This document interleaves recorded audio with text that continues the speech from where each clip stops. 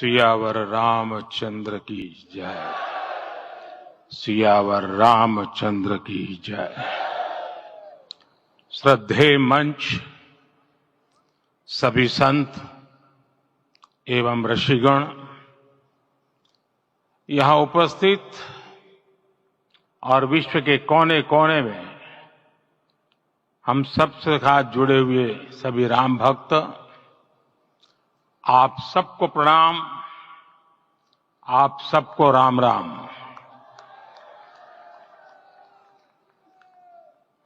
आज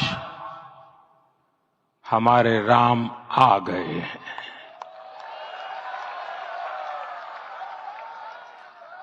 सदियों की प्रतीक्षा के बाद हमारे राम आ गए हैं। सदियों का अभूतपूर्व धैर्य, अनगिनत बलिदान, त्याग और तपस्या के बाद हमारे प्रभु राम आ गए हैं। इस शुभ घड़ी की आप सभी को, समस्त देशवासियों को बहुत बहुत बधाई। मैं अभी गर्भगृह में ईश्वरीय चेतना का साक्षी बनकर आपके सामने उपस्थित हुआ हूं। कितना कुछ कहने को है, लेकिन कंठ अवरुद्ध है। मेरा शरीर अभी भी स्पंदित है, चित्त अभी भी उस पल में लीन है।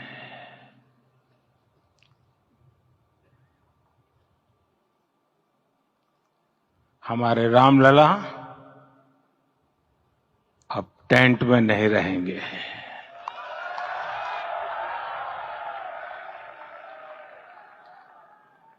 हमारे रामलला अब इस दिव्य मंदिर में रहेंगे।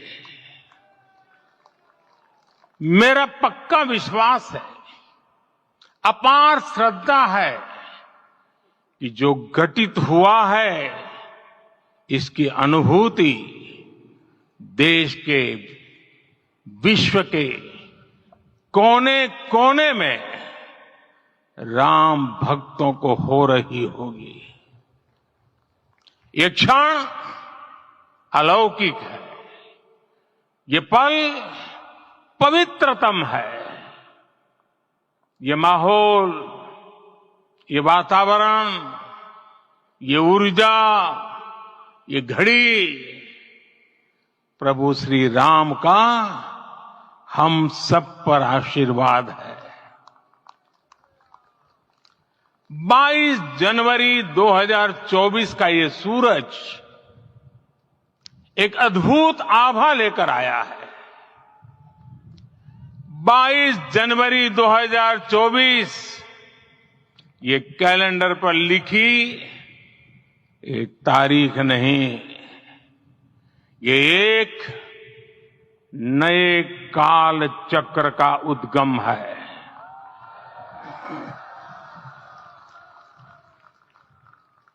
राम मंदिर के भूमि पूजन के बाद से प्रतिदिन पूरे देश में उमंग और उत्साह बढ़ता ही जा रहा था। निर्माण कार्य देख देशवासियों में हर दिन एक नया विश्वास पैदा हो रहा था। आज हमें सदियों के उस धैर्य की धरोहर मिली है। आज हमें श्री राम का मंदिर मिला है। गुलामी की मानसिकता को तोड़कर उठ खड़ा हो राष्ट्र। अतीत के हर दंश से हौसला लेता हुआ राष्ट्र ऐसे ही नव इतिहास का सृजन करता है। आज से 1000 साल बाद भी लोग आज की इस तारीख की, आज के इस पल की चर्चा करेंगे।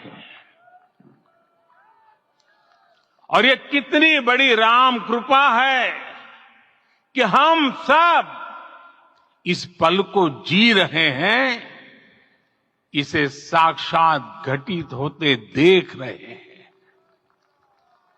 आज दिन दिशाएं, दिगंत सब दिव्यता से परिपूर्ण है। ये समय सामान्य समय नहीं है। ये काल के चक्र पर सर्वकालिक शाही से अंकित हो रही अमिट स्मृति रेखाएं हैं। साथियों, हम सब जानते हैं कि जहां राम का काम होता है, वहां पवन पुत्र हनुमान अवश्य विराजमान होते हैं। इसलिए मैं राम भक्त हनुमान और हनुमान गढ़ी को भी प्रणाम करता हूं। मैं माता जानकी, लक्ष्मण जी, भरत, शत्रुघ्न सबको नमन करता हूं। मैं पावन अयोध्यापुरी और पावन सरयू को भी प्रणाम करता हूं। मैं इस पल दैवीय अनुभव कर रहा हूं कि जिनके आशीर्वाद से ये महान कार्य पूरा हुआ है। वे दिव्य आत्माएं, वे दैवीय विभूतियां भी इस समय हमारे आसपास उपस्थित है। मैं इनसे भी दिव्य चेतनाओं को भी कृतज्ञता पूर्वक नमन करता हूं। मैं आज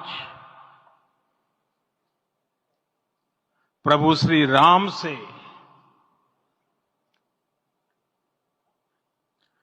क्षमा याचना भी करता हूं। हमारे पुरुषार्थ, हमारे त्याग, तपस्या में कुछ तो कमी रह गई होगी कि हम इतनी सदियों तक ये कार्य कर नहीं पाए। आज वो कमी पूरी हुई है।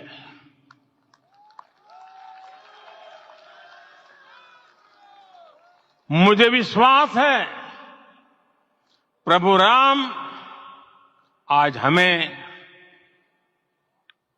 अवश्य हर से पुरबासी जनित वियोग विपत्ति सबनासी, अर्थात प्रभु का आगमन देकर ही सब अयोध्यावासी, समग्र देशवासी हर्ष से भर गए। लंबे वियोग से जो आपत्ति आई थी, उसका अंत हो गया। उस कालखंड में तो वो वियोग केवल 14 वर्षों का था, तब भी इतना असह्य था। इस युग में तो अयोध्या और देशवासियों ने सैकड़ों वर्षों का वियोग सहा है। हमारी कई कई पीढ़ियों ने वियोग सहा है।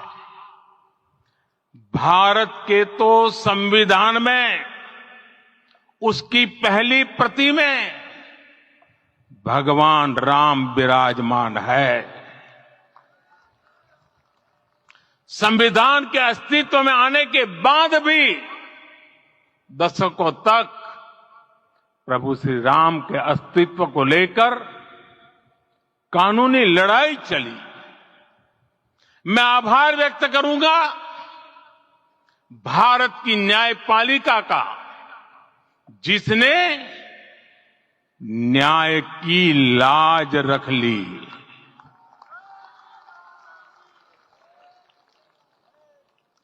न्याय के पर्याय प्रभु राम का मंदिर भी न्यायबद्ध तरीके से ही बना।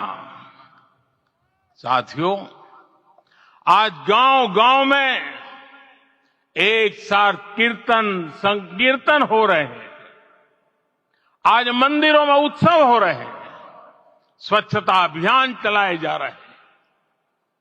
पूरा देश आज दीपावली मना रहा है।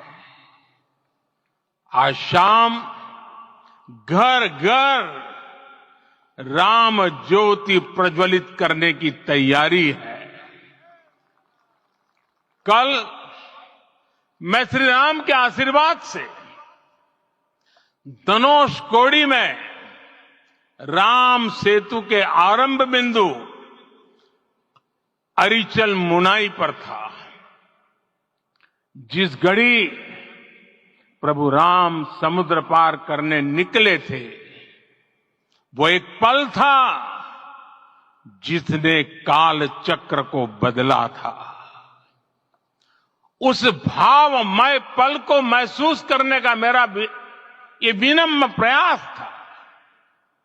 वहां पर मैंने पुष्प वंदना की।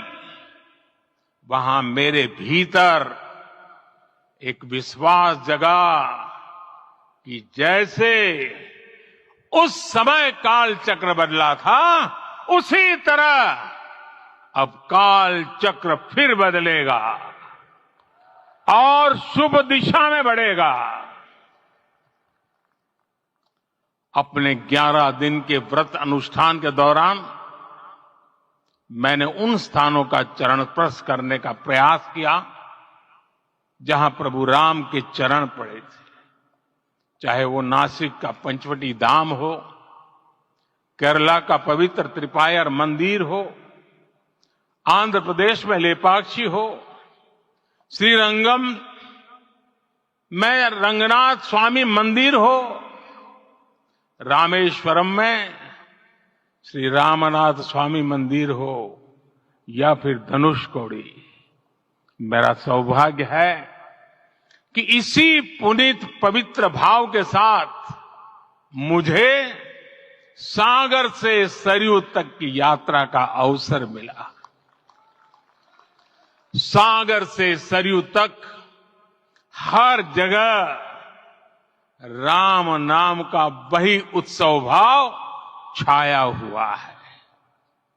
प्रभु राम तो भारत की आत्मा के कण कण से जुड़े हुए हैं।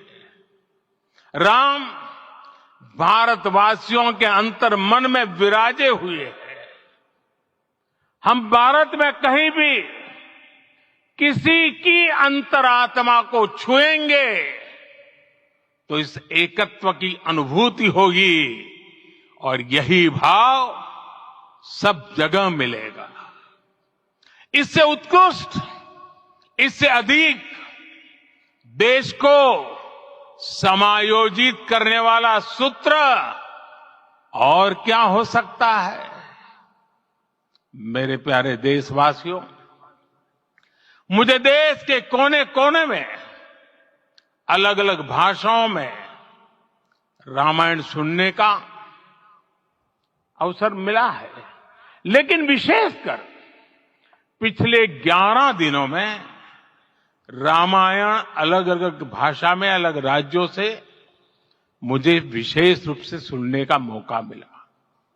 राम को परिभाषित करते हुए ऋषियों ने कहा है, रमन्ते यस्मिन् इति रामः, अर्थात जिसमें रम जाए वही राम है। राम लोक की स्मृतियों में, पर्वत से लेकर परंपराओं में सर्वत्र समाये हुए हैं।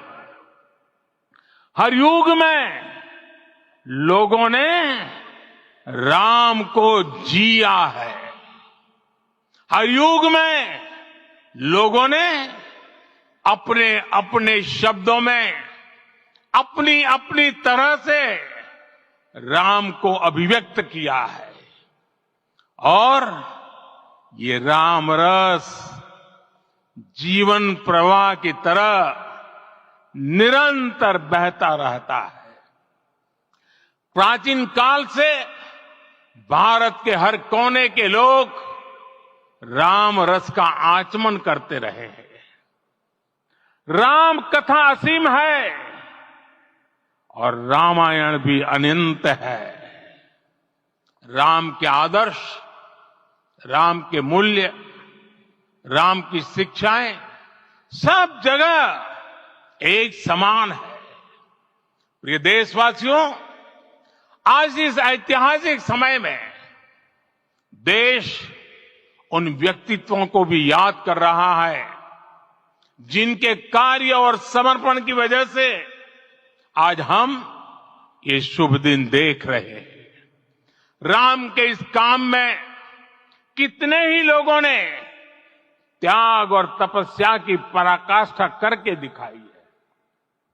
उन अनगिनत राम भक्तों के, उन अनगिनत कार सेवकों के और उन अनगिनत संत महात्माओं के हम सब ऋणी हैं। साथियों, आज का ये अवसर उत्सवता का क्षण तो है ही, लेकिन इसके साथ ही यह क्षण भारतीय समाज की परिपक्वता के बोध का भी क्षण है। हमारे लिए ये अवसर सिर्फ विजय का नहीं, विनय का भी है। दुनिया का इतिहास साक्षी है कि कई राष्ट्र अपने ही इतिहास में उलझ जाते हैं। ऐसे देशों ने जब भी अपने इतिहास की उलझी हुई गांठों को खोलने का प्रयास किया, उन्हें सफलता पाने में बहुत कठिनाई आई, बल्कि कई बार तो पहले से ज्यादा मुश्किल परिस्थितियां बन गई। लेकिन हमारे देश ने इतिहास की इस गांठ को जिस गंभीरता और भावुकता के साथ खोला है, वो ये बताती है कि हमारा भविष्य हमारे अतीत से बहुत सुंदर होने जा रहा है। वो भी एक समय था जब कुछ लोग कहते थे कि राम मंदिर बना तो आग लग जाएगी। ऐसे लोग भारत के सामाजिक भाव की पवित्रता को नहीं जान पाए। रामलला के इस मंदिर का निर्माण भारतीय समाज के शांति, धैर्य, आपसी सद्भाव और समन्वय का भी प्रतीक है। हम देख रहे हैं ये निर्माण किसी आग को नहीं, बल्कि ऊर्जा को जन्म दे रहा है। राम मंदिर समाज के हर वर्ग को एक उज्जवल भविष्य के पथ पर बढ़ने की प्रेरणा लेकर आया है। मैं आज उन लोगों से आह्वान करूंगा, आइए आप महसूस कीजिए, अपनी सोच पर पुनर्विचार कीजिए। राम आग नहीं है, राम ऊर्जा है। राम विवाद नहीं, राम समाधान है। राम सिर्फ हमारे नहीं है, राम तो सबके हैं। राम वर्तमान नहीं, सिर्फ वर्तमान ही नहीं, राम अनंत काल है। साथियों, आज जिस तरह राम मंदिर प्राण प्रतिष्ठा के इस आयोजन से पूरा विश्व जुड़ा हुआ है, उसमें राम की सर्वव्यापकता के दर्शन हो रहे हैं। जैसा उत्सव भारत में है, वैसा ही अनेक देशों में है। आज अयोध्या का यह उत्सव रामायण की उन वैश्विक परंपराओं का भी उत्सव बना है। रामलला की यह प्रतिष्ठा वसुधैव कुटुंबकम के विचार की भी प्रतिष्ठा है। साथियों, आज अयोध्या में केवल श्री राम के विग्रह रूप की प्राण प्रतिष्ठा नहीं हुई है, ये श्री राम के रूप में साक्षात भारतीय संस्कृति के प्रति अटूट विश्वास की भी प्राण प्रतिष्ठा है। ये साक्षात मानवीय मूल्यों और सर्वोच्च आदर्शों की भी प्राण प्रतिष्ठा है। इन मूल्यों की, इन आदर्शों की आवश्यकता आज संपूर्ण विश्व को है। सर्वे भवन्तु सुखिनः, ये संकल्प हम सदियों से दोहराते आए हैं। आज उसी संकल्प को राम मंदिर के रूप में साक्षात आकार मिला है। ये मंदिर मात्र एक देव मंदिर नहीं है, ये भारत की दृष्टि का, भारत के दर्शन का, भारत के दिग्दर्शन का मंदिर है। ये राम के रूप में राष्ट्र चेतना का मंदिर है। राम भारत की आस्था है, राम भारत का आधार है, राम भारत का विचार है, राम भारत का विधान है, राम भारत की चेतना है, राम भारत का चिंतन है, राम भारत की प्रतिष्ठा है, राम भारत का प्रताप है, राम प्रवाह है, राम प्रभाव है, राम नेति भी है, राम नीति भी है, राम नित्यता भी है, राम निरंतरता भी है, राम विभु है, विशद है, राम व्यापक है, विश्व है, विश्वात्मा है। और इसलिए जब राम की प्रतिष्ठा होती है तो उसका प्रभाव वर्षों या शताब्दियों तक ही नहीं होता, उसका प्रभाव हजारों वर्षों के लिए होता है। महर्षि वाल्मीकि ने कहा है, राज्यम 10 सहस्त्राणि प्राप्य वर्षाणि राघव, अर्थात राम 10,000 वर्षों के लिए राज्य पर प्रतिष्ठित हुए, यानी हजारों वर्षों के लिए राम राज्य स्थापित हुआ। जब त्रेता में राम आए थे तब हजारों वर्षों के लिए राम राज्य की स्थापना हुई थी। हजारों वर्षों तक राम विश्व पथ प्रदर्शन करते रहे थे। और इसलिए मेरे प्यारे देशवासियों, आज अयोध्या भूमि हम सभी से, प्रत्येक राम भक्त से, प्रत्येक भारतीय से कुछ सवाल कर रही है।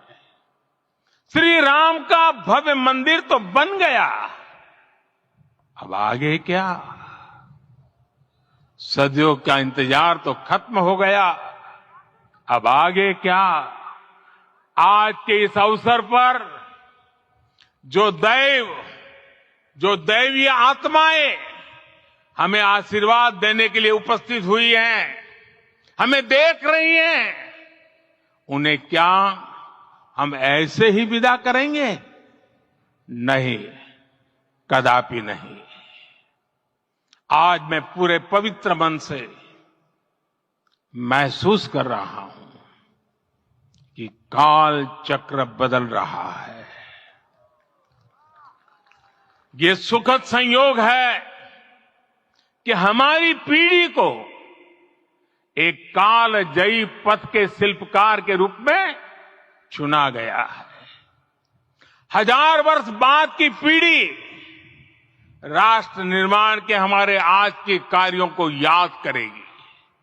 इसलिए मैं कहता हूं, यही समय है, सही समय है।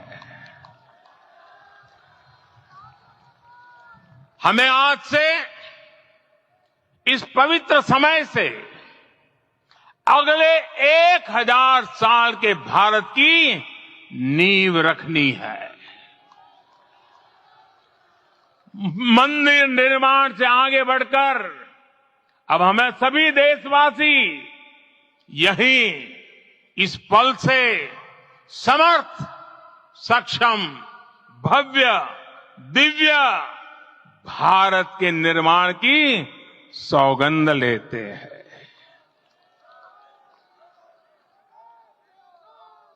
राम के विचार मानस के साथ ही जनमानस में भी हो, यही राष्ट्र निर्माण की सीढ़ी है।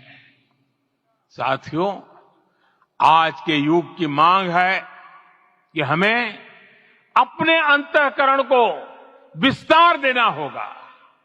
हमारी चेतना का विस्तार देव से देश तक, राम से राष्ट्र तक होना चाहिए। हनुमान जी की भक्ति, हनुमान जी की सेवा, हनुमान जी का समर्पण, ये ऐसे गुण हैं जिन्हें हमें बाहर नहीं खोजना पड़ता। प्रत्येक भारतीय में भक्ति, सेवा और समर्पण के भाव समर्थ, सक्षम, भव्य, दिव्य भारत का आधार बनेंगे। और यही तो है देव से देश और राम से राष्ट्र की चेतना का विस्तार। दूर सुदूर जंगल में, कुटिया में जीवन गुजारने वाली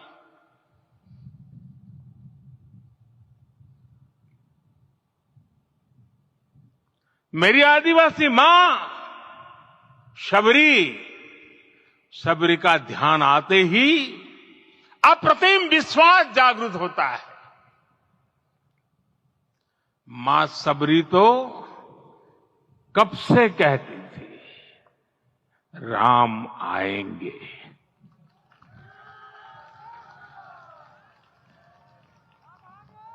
प्रत्येक भारतीय में जन्मा यही विश्वास समर्थ, सक्षम, भव्य भारत का आधार बनेगा।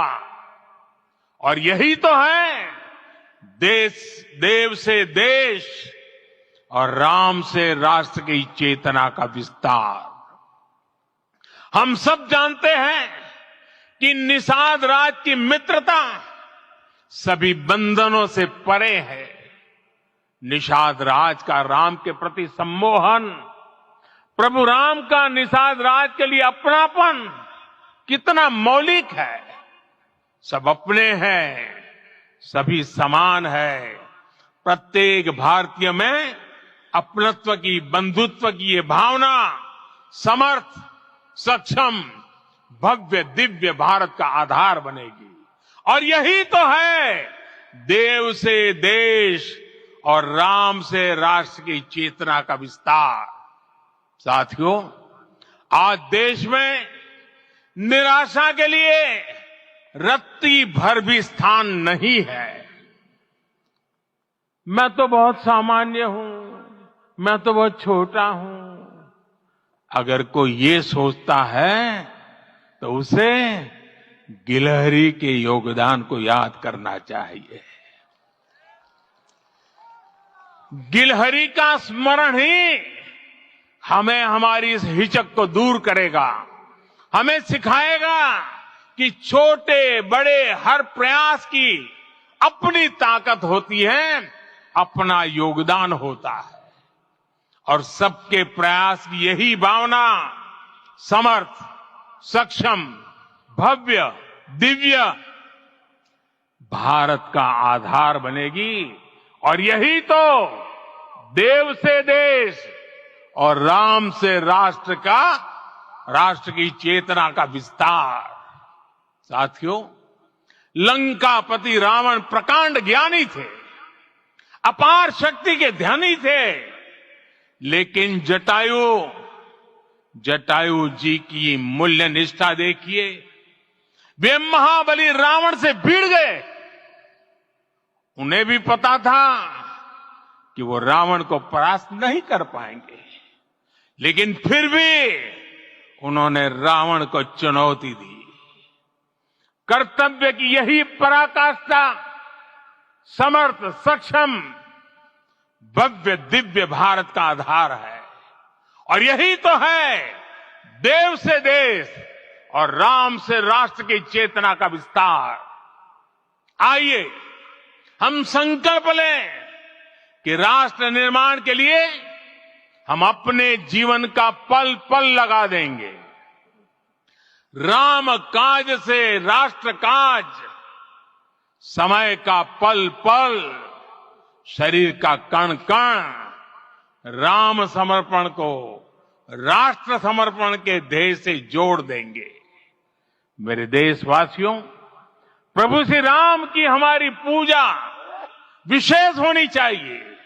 ये पूजा स्व से ऊपर उठ करके समष्टि के लिए होनी चाहिए। ये पूजा अहम से उठकर वयम के लिए होनी चाहिए। प्रभु को जो भोग चढ़ेगा वो विकसित भारत के लिए हमारे परिश्रम की पराकाष्ठा का प्रसाद भी होगा।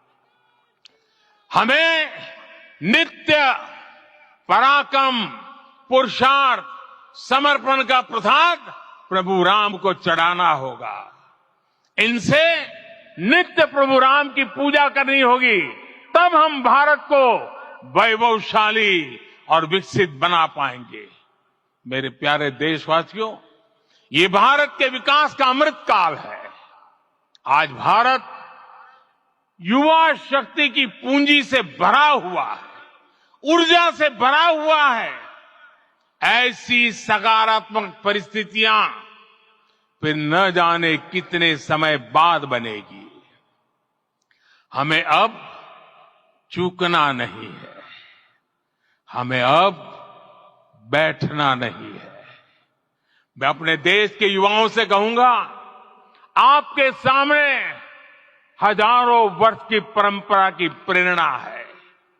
आप भारत की उस पीढ़ी का प्रतिनिधित्व करते हैं जो चांद पर तिरंगा लहरा रही है। वो 15 लाख किलोमीटर की यात्रा करके सूर्य के पास जाकर मिशन आदित्य को सफल बना रही है।